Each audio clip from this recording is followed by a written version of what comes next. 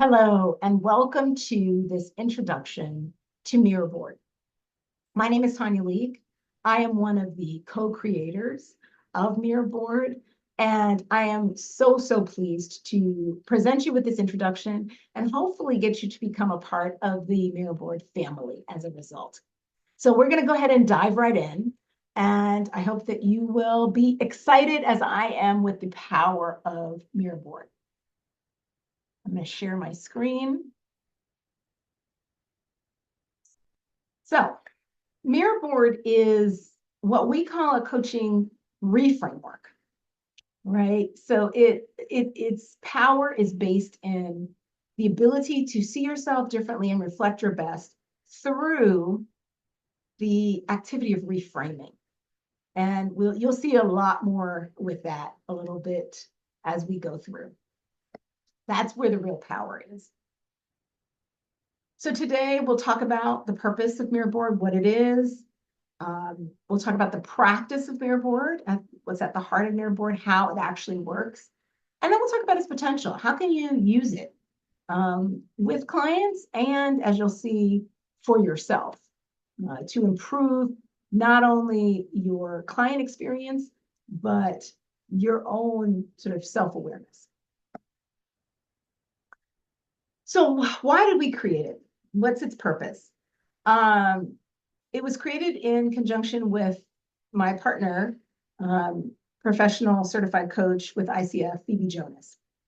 And it's really intended to be a counterbalance to what we saw as a trend in the pathologization of parts of ourselves.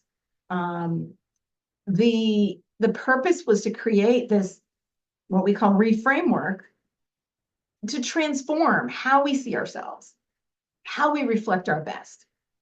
And the mechanism for that is curious play and deep self-appreciation, reframing in order to get there.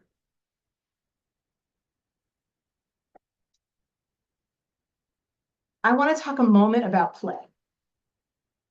This quote by Peter Gray, I think, says it so well. I'm not one of those people who read slides, but I do have to say, he talks about play as it might be, people might take it more seriously. Excuse the, that seems paradoxical, but it is a practice. Play is a practice. And you don't want to call it work. We call our sessions with Mirror Board play shops because we think that the lighthearted part of it, the ability to kind of pull yourself out of the emotions and create some lightness, actually increases its effectiveness, increases whatever activity you're doing if you inject a little bit of play. And the last sentence is what is really, I think, hits it home. We have to accept the triviality that is inherent in play in order to actually get to the profundity and realize the power of it. So, key principles that we incorporate into Mirror Board. First is unconditional positive regard. Reframing is about finding the gift in order to appreciate all parts of you, not some parts of you, all parts of you. It's about understanding the gift, the benefit, the goal for you of all parts of yourself. Really creating self-appreciation in so doing. Autonomy.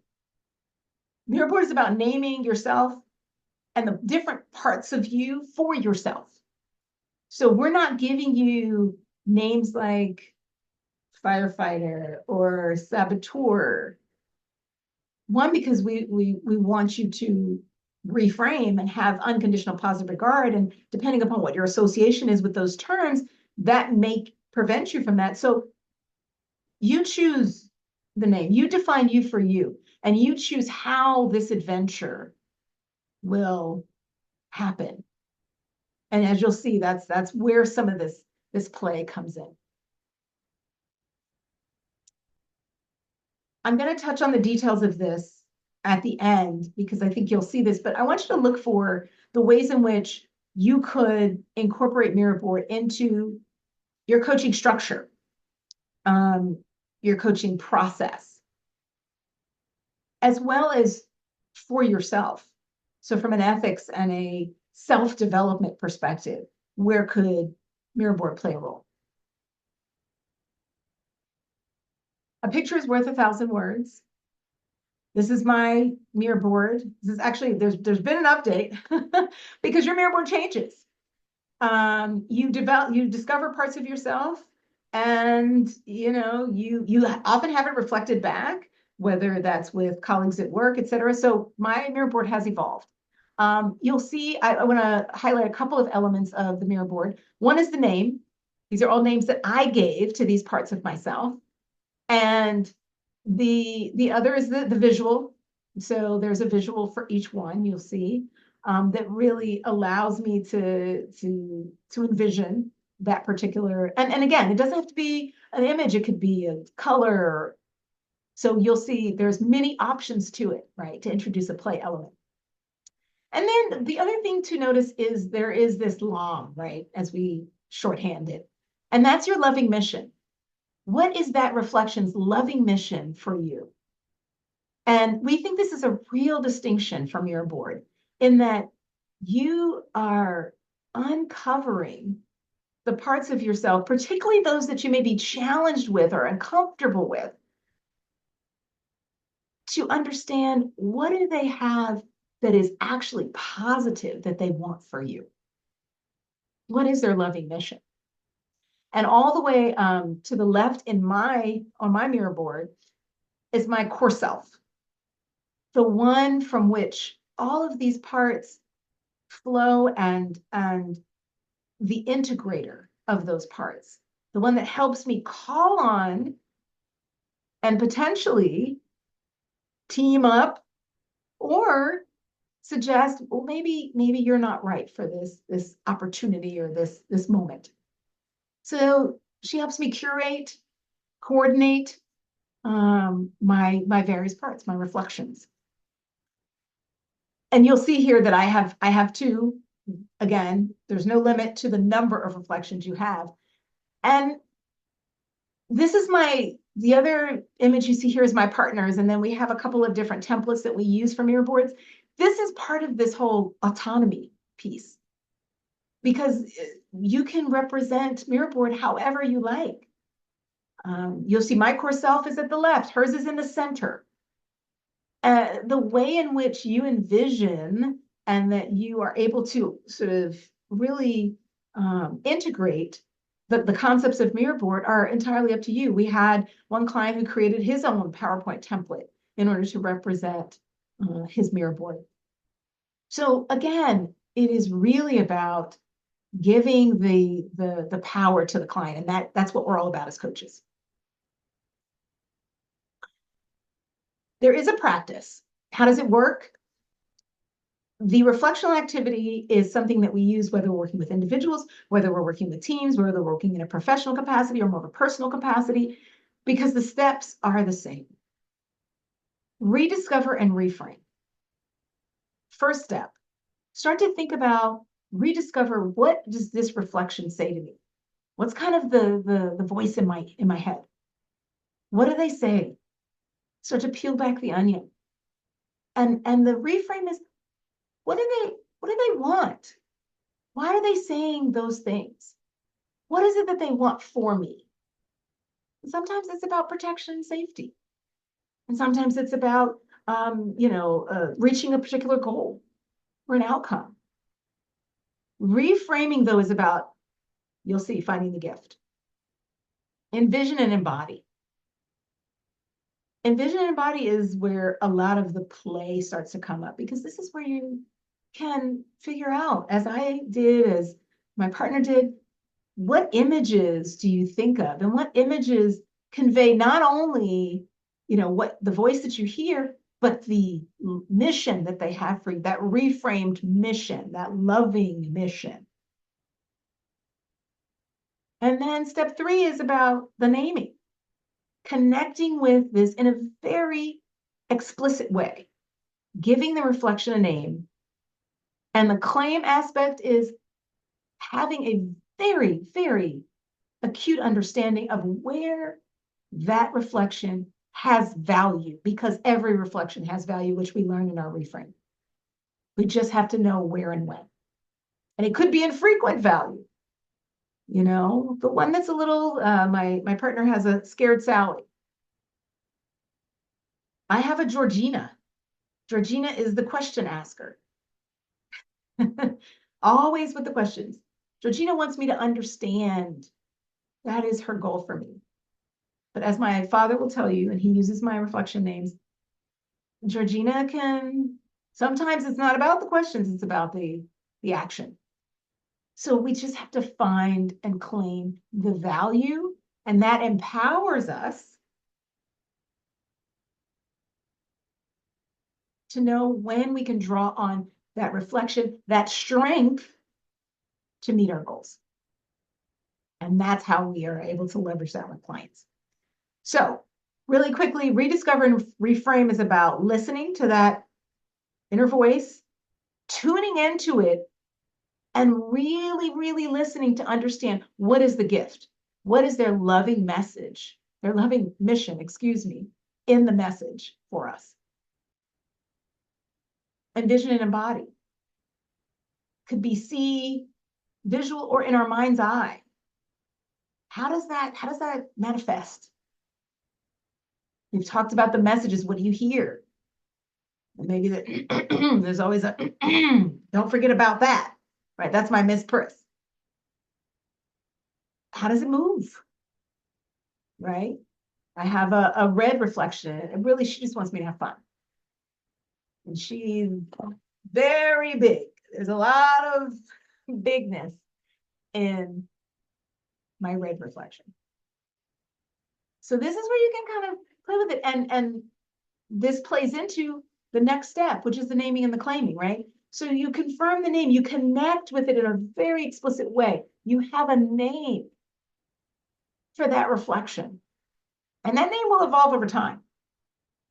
I will tell you. And when you hit upon the right one, you will know it. Just like with the potential embodiment and envisioning. And the last step for name and claim is evoke. How will you evoke it? Will you look at the picture? Is there something in your body that is kind of, I have a reflection, Sparky, which is my idea reflection.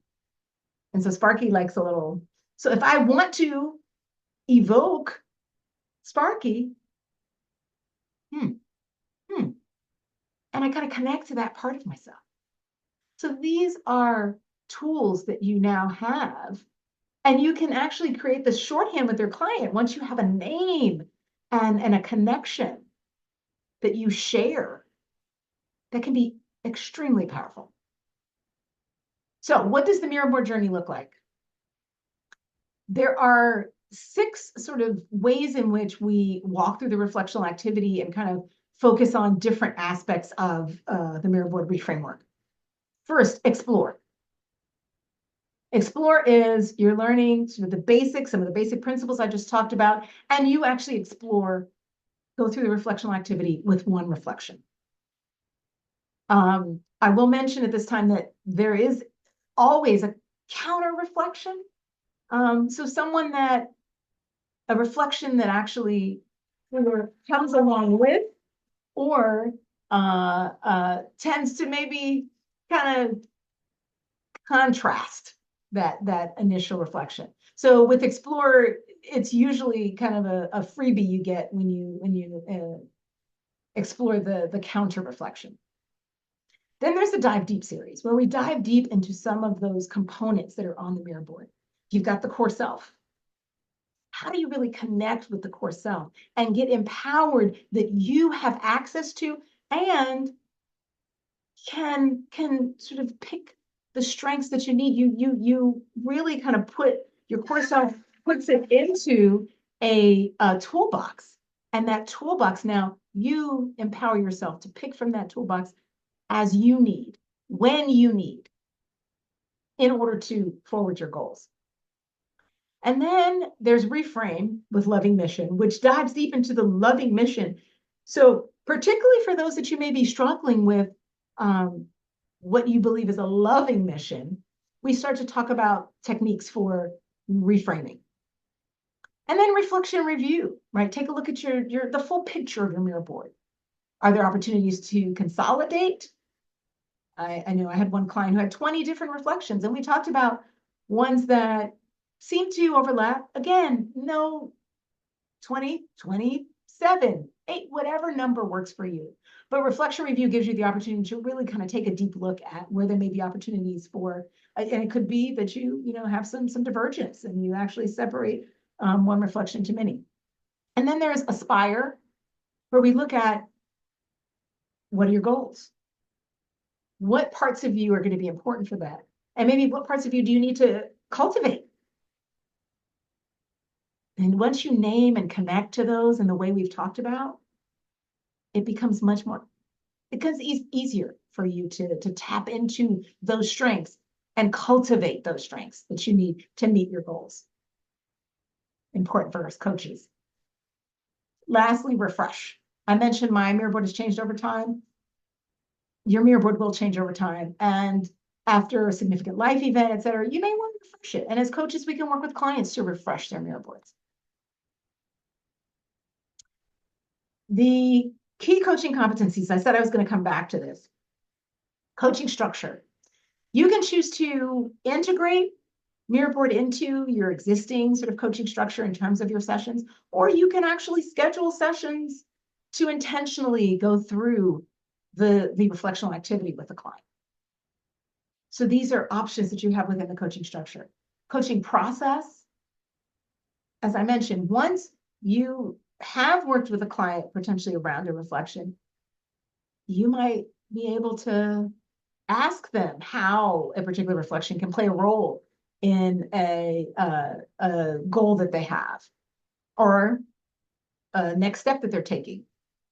So whether it be a SMART goal or an overall, a process or an outcome goal, you can figure out what reflections could potentially aid the achievement of that goal, as well as potentially identify maybe what reflections might not be as valuable towards that goal. And remember, there is no good or bad reflection. It's about value. And that integrates with the client-centered relationship and the way in which we can help our clients determine more awareness and gain self-efficacy and increase the positive psychological resources that they have access to. And that's what really just excites me about it. The last is the ethics. And I talked about this. I want you to think about, just as we talked about, a client has a goal, you want to be your best self in a coaching session. You want to have a coaching presence. What parts of yourself allow you to be the best coach you can be? When you create your mirror board, you can figure out those, and then you can figure out how you evoke those. Maybe before a client session, you can actually sit with the image, the name. Maybe there's an embodiment, as I talked about. Connect to those parts of yourself that you want to bring to your clients that makes you the most effective coach. Key target clients. We've got individuals who may be struggling with parts of themselves. This is where it's perfect. Or maybe they're struggling with, this understanding of themselves, or you're observing that as you have your sessions with them. Acceptance of who they are, compassion for these parts of themselves. Compassion is big to get to appreciation. Individuals who self-identify as dealing with high stress. If the root of stress is whether or not you feel you have the resources to cope, right? It's a mindset thing. When you are able to develop a mirror board and explicitly explore the strengths that you have and what you can bring to a situation, this can make a huge difference in terms of decreasing your stress. We've done this with workforce teams. to create new connections, right? It is really, it's very heartwarming to see when we work with teams and they create these names and then they start to use them again as shorthands for productivity, or when they need help and they need a very specific part of you, that they can call on those names. Couples, I have used this with some of the couples that I coach, and they use those names to when you're having a disagreement, it makes for a wonderful contributor and factor to improved communication. I've done work with people with cancer and bringing their caregiving team together so that they can communicate what parts of their caregiving team they would like to get support from. And then for adolescents and teens, this is a wonderful way for them to not only understand themselves better, but also to develop this great self-esteem from the self-appreciation of the parts of themselves. So exciting. All right, so in terms of options, there's this introduction where you just start to get a taste of what Mirrorboard is. And then we have what we call our provider play shops, which are intentionally designed to, they're done in two parts. One is to actually have you experience Mirrorboard as a participant, as someone who's exploring that first module that we have. And then we do it, sort of revisiting it in terms of how you can integrate into your coaching. We show you how it can be incorporated into a coaching session, and we talk a little bit so that's more of a sort of interactive around the coaching, as we mentioned, structure and process. And then there's certification. So if you go through, I mentioned the Mirrorboard journey, all of the dive deep elements, et cetera, you will be a certified Mirrorboard coach, and you will be able to do Mirrorboard play shops, et cetera. So Explore with Mirrorboard for providers, those are held at various times. And if you sign up through August 31st, you have a 25% code, Mirrorboard Friend, Mirrorboard, MB Friend MB. Remember that, so Explore does have, you can get continuing education units, whether you are ICF or National Board of Health and Wellness Coaches certified. Mirrorboard coach certification, as I mentioned, that's a longer process. You obviously go through all of the modules so that you have a very in-depth understanding of Mirrorboard in order to conduct Mirrorboard play shops. Mirrorboard is a trademark term, so it gives you license to use that. And then if you are interested, based on your practice, based on a coaching cohort that you may have, that you went through your certification with, we can do customized private group sessions, which can qualify for continuing education units. And we also do retreats for clients, which kind of we can go through all of the different modules of the Mirrorboard journey. So there's many different ways. You can always reach out to us at themirrorboard@gmail.com. There's many different ways of embracing the power that is in Mirrorboard. I want to just make one last sort of statement about where Mirrorboard comes from and our intention with Mirrorboard and its purpose and potential. There are other systems of other frameworks out there that we felt did not have the elements that I mentioned earlier, that weren't sort of as broad in terms of the autonomy, in terms of naming for yourself, in terms of defining kind of the reflection itself and kind of what it does for you and the voice that you hear. The other part is this unconditional positive regard. And that phrase has always struck me from the first time I heard it in the first coaching class that I had before I was certified, because that is something that is part of my value. With Mirrorboard, it is extremely important that we don't dismiss any part of ourselves. Phoebe likes to say, my partner, she likes to say that, and I don't remember which reflection of her would say it, but no one has ever shamed themselves into growth. Shame can be a hindrance. And what Mirror Board gives you is this lovely, lovely opportunity to be curious, to play, and to develop appreciation for that part that you might have previously dismissed, rejected, stuffed down. So we really hope that you will join the Mirror Board community as a coach, as a practitioner, and not only help your clients, support your clients in seeing themselves, reframing how they see themselves and reflecting their best, but also